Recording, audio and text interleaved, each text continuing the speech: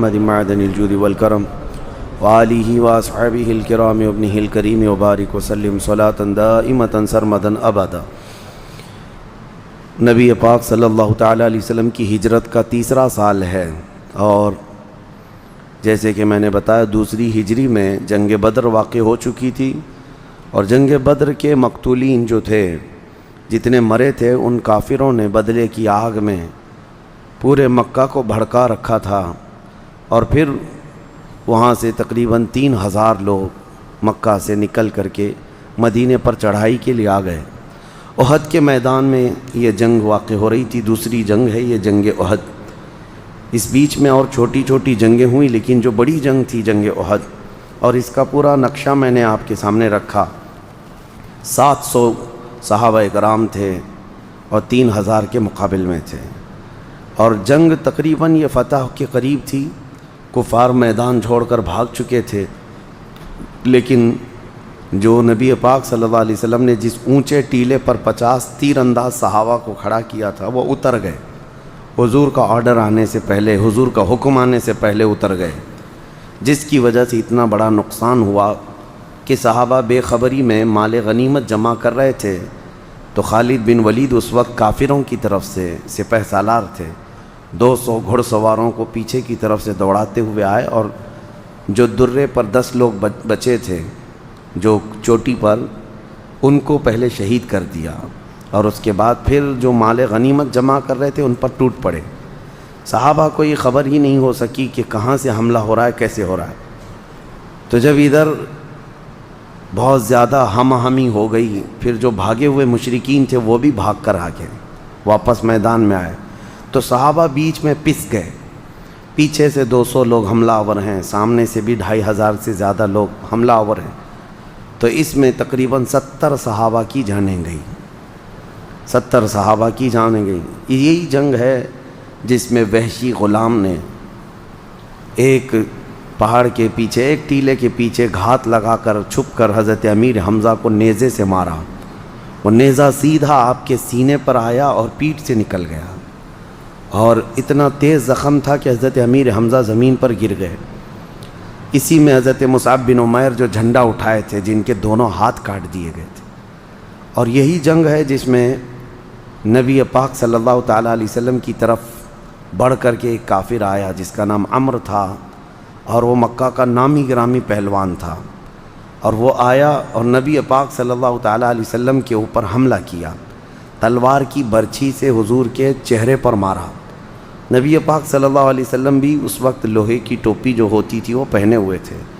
اس تلوار کی مار کی وجہ سے لوہے کی تانت حضور کے رخسار کے اندر چلی گئی، اور ایسے کہ اس وقت حضور اکرم صلی اللہ تعالیٰ علیہ وسلم کو بڑی تکلیف تھی، اور وہ پے در پے حملے کرتے جا رہا تھا، اور ان حملوں کے درمیان جو صحابہ کی جان نثاری ہے وہ دیکھنے کے قابل تھی۔ حضرت طلحہ، ابو طلحہ انصاری حضور کے سامنے یوں کھڑے تھے کہ جتنے تیر آ رہے تھے، جتنے تلوار برسر رہی تھی، سب وہ اپنی پیٹھ پر لے رہے تھے۔ 39 زخم ان کے پیٹھ پر صرف تلواروں کے تھے، 39۔ حضرت ابو طلحہ حضور کے سامنے اس طرح کھڑے تھے۔ حضرت ابو قتادہ ایک صحابی ہیں، وہ حضور صلی اللہ تعالیٰ علیہ وسلم کی ایسی ڈھال بن گئے تھے، صحابہ حضور کو گھیرے میں لے چکے تھے، ایک تیر بھی آنے نہیں دے رہے تھے حضور کی طرف، اور کفار پورے کے پورے جتھا بنا کر کے حملہ کر رہے تھے کہ حضور کو کسی طرح قتل کر دیں، نعوذ باللہ۔ حضرت ابو قتادہ اور حضرت سعد ابن ابی وقاص تو کنٹینیو تیر چلا رہے تھے۔ اس وقت حضرت ابو قتادہ کے پورے جسم میں 80 تیر لگے ہوئے تھے، اور ایک تیر تو سیدھے ان کی آنکھ میں گھس گیا جس سے ان کی پتلی باہر آ گئی۔ اس کے باوجود بھی وہ ہٹنے کا نام نہیں لیتے تھے۔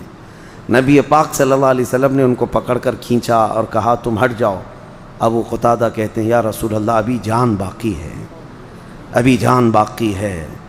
نبی کریم صلی اللہ تعالیٰ علیہ وسلم جب کبھی ان صحابہ کے کندھے پر ہاتھ رکھ کر کے اونچا سر کر کے کافروں کی طرف دیکھنا چاہتے تھے، تو حضرت ابو طلحہ ایڑیاں اٹھا دیتے اور اونچے ہو جاتے اور کہتے یا رسول اللہ چہرہ نہ اٹھائیں کہ کسی کا تیر آپ کے چہرے کی طرف نہ آ جائے۔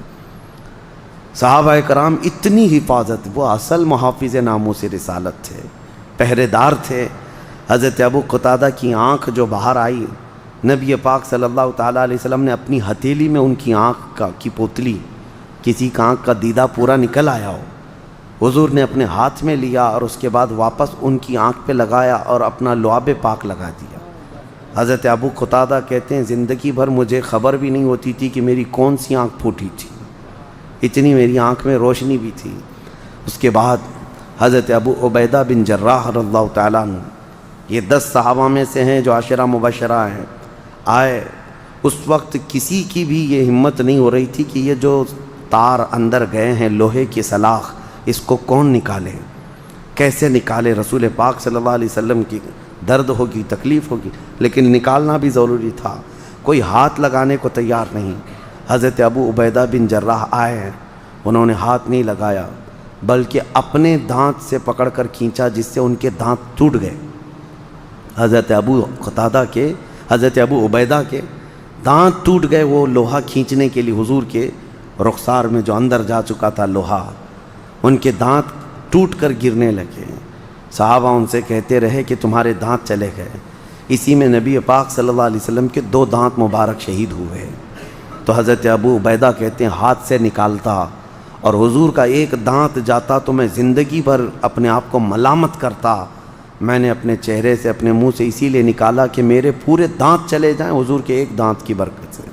ایک دانت بھی اگر نبی پاک صلی اللہ علیہ وسلم کا گیا ہے، لیکن اس میں جذبات دیکھنے کا تھا صحابہ کا۔ حضرت حارث رضی اللہ تعالیٰ عنہ ایک صحابی ہیں، وہ آئے اور حضور صلی اللہ علیہ وسلم کے جب خون بہہ رہا تھا، وہ لوہے کی ٹوپی سے اور جنگی لباس کے اوپر انہوں نے حضور کو ایسے تھام لیا تھا کہ جہاں جہاں خون آتا تھا وہ سب کو اپنی زبان سے چاٹ لیا کرتے تھے، اور سب خون حضور صلی اللہ علیہ وسلم کا ایک قطرہ بھی انہوں نے زمین پر گرنے نہیں دیا۔ نبی پاک صلی اللہ تعالیٰ علیہ وسلم نے بعد میں ان سے پوچھا کہ حارث تم نے میرا خون پی لیا؟ کہا یا رسول اللہ صلی اللہ علیہ وسلم، دنیا کا سب سے پاکیزہ خون اس زمین پہ کیسے گرتا، سب سے پاکیزہ خون اس زمین پہ کیسے گرتا، مجھے یہ گوارا نہیں تھا۔ اب اس کی جو سزا ہے میرے آقا وہ مجھے دی جائے، میں نے جو خون آپ کا پی لیا۔ نبی پاک صلی اللہ علیہ وسلم نے فرمایا حارث تم پر جہنم کی آگ حرام ہو گئی، جہنم کی آگ حرام ہو گئی جس کے جسم میں میرا خون ہو۔ یہ جنگ احد کے معاملات تھے، اور اس میں جو عورتوں کا کردار تھا، حضرت ام عمارہ ایک صحابیہ ہیں، یہ تو ایسی ہیں اللہ کی پناہ۔ حضور پاک صلی اللہ تعالیٰ علیہ وسلم ان کو دیکھ کر کے صحابہ پر رشک کر رہے تھے۔ خاتون تھی مدینے کی، اپنے بیٹے کو تیار کر کے لائی تھی میدان میں، اور اپنے بیٹے اور شوہر کے ساتھ لڑ رہی تھیں، اور کہتی جب تھک کر کے بیٹھتے بیٹے کو اٹھاتی، بیٹا اٹھ، یہ آج آرام کا دن نہیں ہے۔ نبی پاک صلی اللہ تعالیٰ علیہ وسلم کے اوپر جو حملہ آور ہے، آخری سانس تک لڑنا۔ جب کافروں نے حضور پر حملہ کیا تھا، اس وقت جو ڈیفنس میں صحابہ تھے اس میں یہ خاتون مدینہ ام عمارہ بھی ہیں، انہوں نے اپنے ہاتھوں سے تلوار کو روکا تھا، اپنے ہاتھ سے حضور کی طرف آنے والے تلواروں کو روکا، تیروں کو روکا۔ اور حد تو یہ ہے کہ جو عمر نام کا شخص ہے جس کو کہہ رہا ہوں، اس کے اوپر انہوں نے 2 تیر ایسے چلائے کہ اس کے لوہے کی ذرا پھٹ گئی۔ ایک خاتون نے یہ تلوار چلائے تھے اور وہ بھاگا۔ اس کے بعد پھر اس نے نظر رکھ لیا کہ یہ خاتون، یہ عورت بڑی سخت ہے، ان کے بیٹے کو اس نے میدان میں شہید کر دیا اسی ظالم نے۔ اس کے بعد دوبارہ وہ حضور کی طرف آ رہا تھا، نبی پاک صلی اللہ علیہ وسلم زخمی حالت میں تھے۔ ام عمارہ سے حضور نے کہا ام عمارہ یہی ہے تیرے بیٹے کو جو شہید کیا۔ حضرت ام عمارہ اٹھیں، کیا غضب کا جوش تھا، انہوں نے تلوار اٹھا کر کے ایسے اس کے نیچے مارا کہ نیچے کا دھڑی نکل گیا۔ یہ ایک خاتون ہیں۔ اور اس کے بعد حضور صلی اللہ علیہ وسلم پہلی مرتبہ اتنی تیز انداز میں مسکرائے تھے احد کے میدان میں اس خاتون کا جذبہ دیکھ کر کے کہ اس ظالم کافر کو ایسے مارا تھا کہ وہ سرین کے بل چلنے پر مجبور ہو گیا، یعنی گھسٹ کر کے زمین پر سے آگے جانے پر مجبور ہوا، اور تھوڑی دیر کے بعد بلبلاتا ہوا ختم ہو گیا۔ اسی جنگ میں ابی بن خلف ایک شخص ہے، اس نے حضور پاک صلی اللہ تعالیٰ علیہ وسلم کے بارے میں کہا تھا کہ جب یہ حملہ کرنے کے لیے آیا تو نبی پاک صلی اللہ علیہ وسلم نے پہلا حملہ اپنے ہاتھ سے اس کی طرف کیا، لیکن اوم نہ مرا، یعنی کوئی ایسا نہیں کہ گردن کٹ گئی کچھ بھی، لیکن حضور کی مار لگی۔ اور اس کے بعد گیا پورے کافروں میں کہتا تھا شدت کا درد ہو رہا ہے، شدت کا درد ہو رہا ہے، بہت تکلیف ہو رہی ہے۔ لوگ کہتے کہاں زخم لگا ہے؟ وہ ایسا زخم تھا کہ چاقو سے بھی اتنا زخم نہیں ہوتا، اتنا ہلکا زخم تھا، لیکن وہ تڑپ رہا تھا۔ لوگوں کو دکھاتا تھا کہ محمد نے مجھ پر تلوار لگائی ہے۔ تو لوگ کہتے تھے اتنا بڑا زخم تو نہیں ہے تیرے اوپر؟ تو اس نے کہا نہیں، اگر وہ تھوک بھی دیتے تو اس سے بھی زیادہ تکلیف ہوتی، اس لیے کہ مجھے یقین ہے۔ ہوا کیا تھا، اس نے ایک گھوڑا پال رکھا تھا عود نام کا، وہ مکہ میں گھوڑے کو پالتا تھا، اور لوگ اس سے کہتے تھے کہ اس گھوڑے کا کیا کرے گا؟ وہ کہتا یہ گھوڑا مجھے بڑا عزیز ہے، اس گھوڑے پر بیٹھ کر کے میں محمد کا قتل کروں گا۔ مکہ میں یہ کہتا تھا۔ لوگوں نے آ کر کے حضور صلی اللہ علیہ وسلم سے عرض کیا کہ یا رسول اللہ، ابی بن خلف ایک گھوڑا پالا ہے، وہ کہتا اس پر بیٹھ کر کے آپ کو قتل کرے گا۔ حضور اس وقت جس کیفیت میں تھے آپ نے فرمایا وہ نہیں، میں قتل کروں گا۔ حضور کی زبان سے یہ الفاظ نکلے تھے۔ وہ ابی بن خلف کہتا ہے محمد نے کہا تھا تو ہو کر رہے گا۔ اس کے بعد وہ احد کے میدان سے مکہ تک نکلنے کے راستے میں اتنا تڑپا کہ اس کی لاش جسم سڑ گیا اور بیچ راستے میں مر کر ختم ہو گیا، جس کو نبی پاک صلی اللہ تعالیٰ علیہ وسلم کی، اسی لیے اعلیٰ حضرت فرماتے ہیں چین سے سوتا نہیں مارا تیرا یا رسول اللہ صلی اللہ علیہ وسلم۔ حضور پاک صلی اللہ تعالیٰ علیہ وسلم کا مارا ہوا کب چین سے سوئے گا؟ احد کے میدان میں یہ معاملات ہوئے۔ اس کے بعد جب 70 صحابہ کی شہادت ہوئی تو کافروں نے بہت سخت معاملہ کیا، صحابہ کے ٹکڑے کیے تھے۔ حضرت عبداللہ بن جہش ایک صحابی ہیں جن کے جسم کے تقریباً 80 ٹکڑے کیے اور ہار بنا کر ان کے ٹکڑوں کا گلے میں پہنایا، اور حضرت امیر حمزہ کا سینہ چاک کر کے کلیجہ چبایا گیا تھا۔ لیکن قربان جاؤ مدینے والوں کا صبر کیا تھا، 70 میں سے 64 انصار صحابہ شہید ہوئے، 64 انصار صحابہ اور 6 مہاجرین صحابہ شہید ہوئے تھے۔ 64 صحابہ نے جان دے دی مدینے کے، انصار میں سے ان کی کم قربانیاں نہیں ہیں انصار کی۔ جب شہداء کو دیکھنے کی بات آئی تو حضرت صفیہ رضی اللہ تعالیٰ عنہ جو حضور کی سگی پھوپھی ہیں یہ آئیں میدان میں، کیونکہ ان کے سگے بھائی شہید ہوئے تھے امیر حمزہ۔ نبی پاک صلی اللہ علیہ وسلم نے صحابہ سے منع کر دیا تھا میری پھوپھی کو آنے مت دینا، وہ اپنے بھائی کی لاش دیکھے گی تو برداشت نہ کر پائے گی۔ بڑی گہری محبت تھی امیر حمزہ سے اور حضرت صفیہ سے۔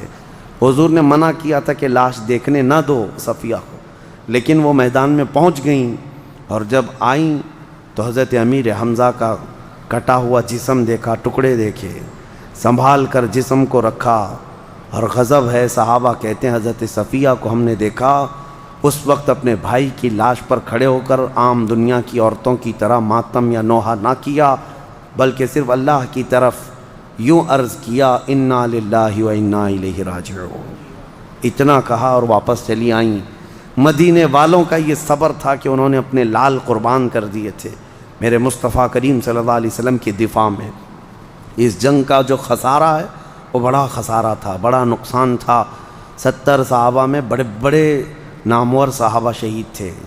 بہرحال اس میں وہ جوان حنظلہ رضی اللہ تعالیٰ عنہ جن کی اسی رات کو شادی ہوئی تھی، مدینے میں اسی رات کو شادی ہوئی تھی، اپنی بیوی کے ساتھ وہ سہاگ رات میں تھے، لیکن رات کو اعلان ہوا کہ نبی پاک نکل پڑے ہیں۔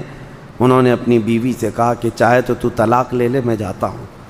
ان کی خاتون نے کہا طلاق مت دو، زندگی میں ساتھ کر لیا ابھی دنیا میں، آخرت کی زندگی سے الگ کیوں کرتے ہیں؟ آپ جائیں، اگر صحیح سلامت لوٹ کر آئیں گے تو میں غازی کی بیوی کہلاؤں گی، نہیں لوٹ سکے تو میں شہید کی بیوہ کہلاؤں گی۔ اسی حالت میں وہ نکل آئے رات کے وقت، کیونکہ میں نے پہلے ہی بتایا حضور رات کو نکلے تھے مدینے سے احد کے لیے، جو رات کے وقت نکلے تھے، اور فجر کی نماز آپ نے وہاں پڑھائی تھی۔ اور پھر جنگ کے میدان میں حضرت حنظلہ شہید ہو گئے تھے، جوان صحابی، لیکن ان کی لاش غائب ہو گئی مدینے جنگ احد کے میدان سے۔ صحابہ اکرام نے کہا ہم نے ان کو شہید ہوتے دیکھا، حضور صلی اللہ علیہ وسلم نے فرمایا جاؤ فلاں جگہ پر ان کی لاش ہوگی۔ تو جا کر کے دیکھا گیا، ان کی لاش تھی لیکن غسل دی ہوئی لاش ہے، جس کے اوپر پانی کے قطرات ٹپک رہے ہیں۔ صحابہ نے کہا یا رسول اللہ ان کو تو کوئی نہلا کر رکھا ہے۔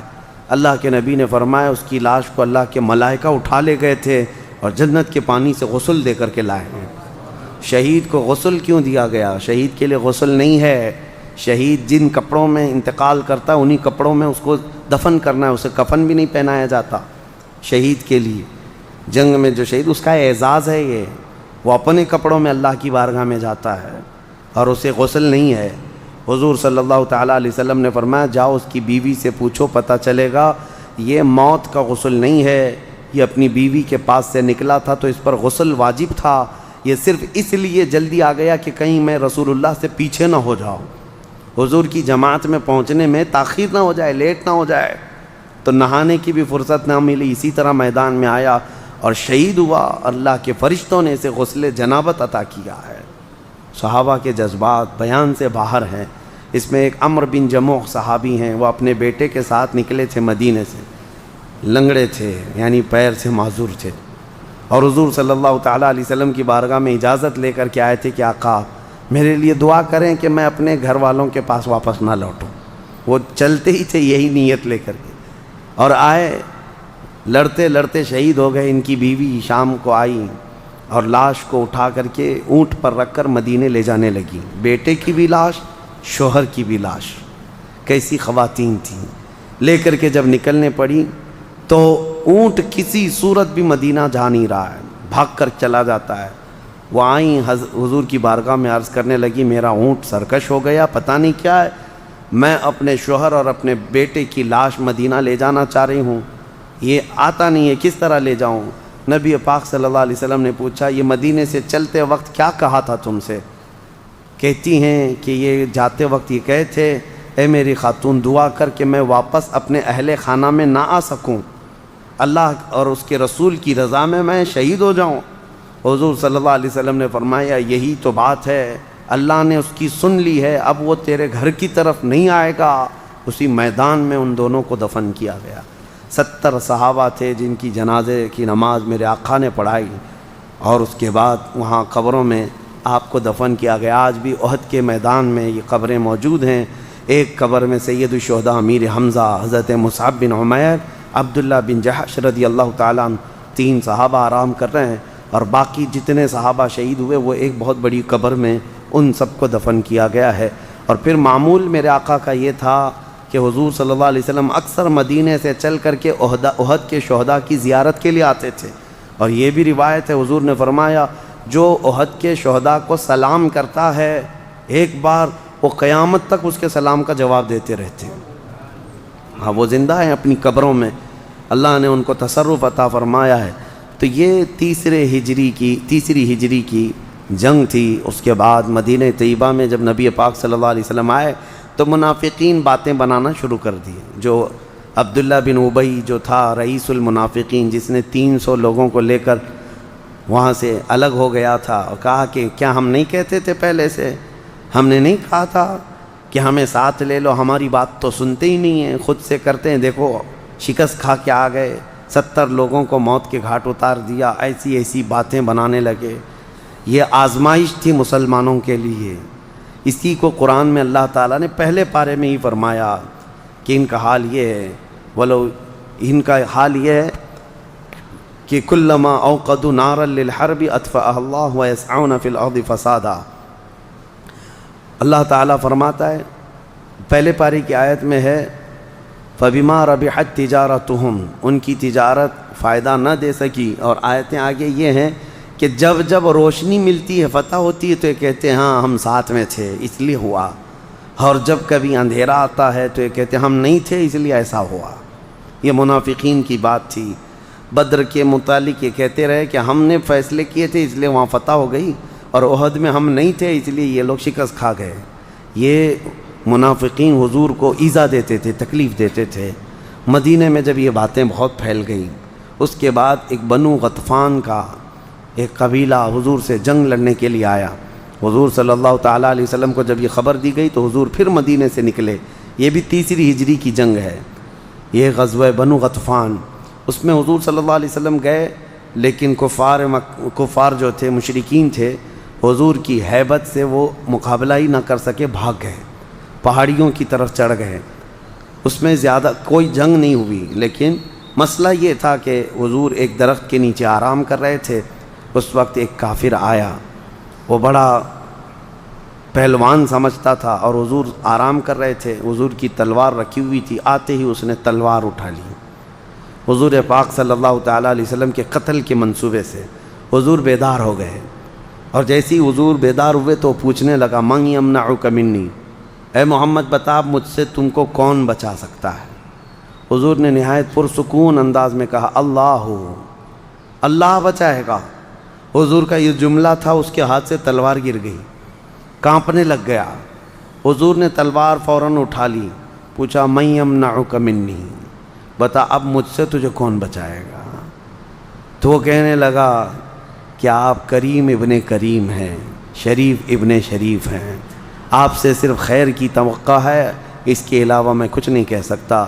نبی پاک صلی اللہ تعالیٰ علیہ وسلم نے فرمایا، تو نے جیسا میرے متعلق گمان کیا میں تیرے ساتھ ویسا ہی سلوک کرتا ہوں، میں تجھ پر تلوار نہیں اٹھاؤں گا، جا واپس چلا جا۔ معاف کیا۔ حضور نے معاف کیا، اس کے دل میں ایسی بات ہو گئی کہ اسی وقت وہ کلمہ طیبہ پڑھا اور اسلام لایا، اور اپنی قوم کو جا کر واپس تبلیغ کیا اور کہا، جس محمد سے تم لڑنے کے لیے آئے ہو وہ لڑنے والا رسول نہیں ہے، وہ دلوں میں محبت ڈالنے والا رسول ہے۔ اپنے قبیلے میں بھی اسلام کی تبلیغ کیا۔ ان ظالم کتوں کو یہ سب سیرت نہیں معلوم، جو یہ سمجھتے ہیں کہ صرف تلوار سے اسلام کو پھیلایا گیا ہے۔ حضور کے ہاتھ میں تلوار بھی تھی، قبضہ بھی تھا، اور اس وقت پاور بھی تھا، جس کو چاہتے مارتے، قتل کرتے۔ نبی پاک صلی اللہ تعالیٰ علیہ وسلم کا مقصد خون بہانا نہیں تھا۔ اللہ کے نبی صلی اللہ علیہ وسلم اس زمین پر فساد کے لیے نہیں، امن قائم کرنے کے لیے تشریف لائے، اور لوگوں کو مخلوق کی عبادت سے نکال کر خالق کی عبادت میں لگانا، یہ اہم پیغام تھا۔ تیسری ہجری میں 2 غزوے اور ہوئے تھے، دو بڑے اہم واقعات۔ ایک ہے مقام رجیع، ایک جگہ ہے جہاں 10 صحابہ کو حضور نے بھیجا تھا۔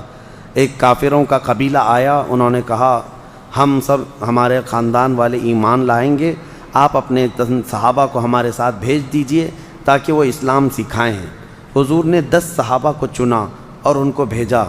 یہ کافر ساتھ میں گئے، لیکن جب اپنے علاقے میں گئے تو دغا کر دیا، دھوکہ کیا۔ سارے کافروں نے مل کر تلواریں نکالی اور ان 10 صحابہ کو شہید کر دیا۔ 10 صحابہ کو شہید کر دیا۔ ان میں بھی بڑے نامور صحابہ تھے، دھوکے سے قتل کیا۔ یہ نبی پاک صلی اللہ تعالیٰ علیہ وسلم کو اس کا بڑا غم تھا، بڑا قلق تھا۔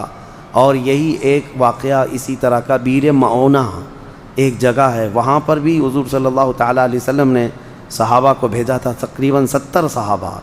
اس میں بھی ان کافروں نے دھوکے سے کچھ صحابہ کو شہید کیا۔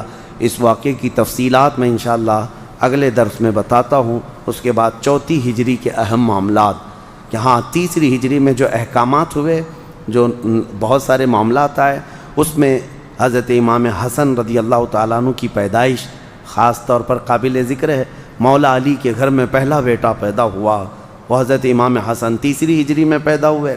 اور اس کے علاوہ یہی 3 ہجری تھی جب نبی پاک صلی اللہ تعالیٰ علیہ وسلم نے 3 بلکہ 4 شادی فرمائی حضرت حفصہ رضی اللہ تعالیٰ عنہ سے، جو حضرت عمر فاروق کی بیٹی تھیں، اور جنگ بدر میں ان کے شوہر شہید ہو چکے تھے۔ بدر کے بعد سے لے کر کے وہ بیوہ تھیں، حضور صلی اللہ تعالیٰ علیہ وسلم نے ان سے نکاح فرمایا۔ یہ 3 ہجری میں ہوا، اور میراث کے احکام بھی 3 ہجری میں اللہ تعالیٰ نے نازل فرمائے۔ اور اس کے علاوہ اسی 3 ہجری میں مشرک عورتوں سے نکاح کو حرام قرار دیا گیا۔ اس سے پہلے کافر عورتوں سے بھی لوگ نکاح کر لیتے تھے، لیکن اس کے بعد اللہ تعالیٰ کا حکم آیا کہ مومن مومنہ سے نکاح کرے گا، اور مومنہ صرف مومن سے ہی نکاح کرے گی۔ قرآن میں بھی یہ آیتیں آ گئیں۔ اس کے بعد یہ حرام قرار دے دیا گیا کہ کوئی مومن کسی مشرک سے یا مشرکہ سے نکاح ہرگز نہیں کر سکتا۔ یہ بات آج بھی صاف سمجھ میں آنا چاہیے لوگوں کو۔ ہم جو ہے مکس کلچر میں رہتے ہیں، ہمارے نوجوان اس بات کو سمجھتے نہیں، اور یہ سمجھتے ہیں کہ کسی بھی لڑکی کو حاصل کرنے کے لیے کوئی نان مسلم ہے، نکاح کرنا ہے، اور نکاح کرنے کا ذریعہ یہ سمجھتے ہیں کہ ہم ان کو اسلام کی طرف بلائیں گے اور اسلام وہ قبول کر لے گی، ہم نکاح کریں گے۔ ایک بڑا ثواب کا کام، اس کو بہت بڑا ثواب کا کام سمجھتے ہیں۔ یقیناً ثواب کا کام ہے، آپ جاؤ خوب تبلیغ کرو اور لوگوں میں اسلام بانٹو۔ شادی کے لیے تھوڑی نا اسلام ہے، شادی کے لیے اسلام یہ بہانہ نہ ہو، ورنہ جو شادی کے لیے ہی اسلام میں آیا ہو، کیا پتہ کہ تمہاری شادی اگر برقرار نہ رہی تو پھر وہ اپنے واپس اسی دھرم میں چلے جائے یا اپنے بچوں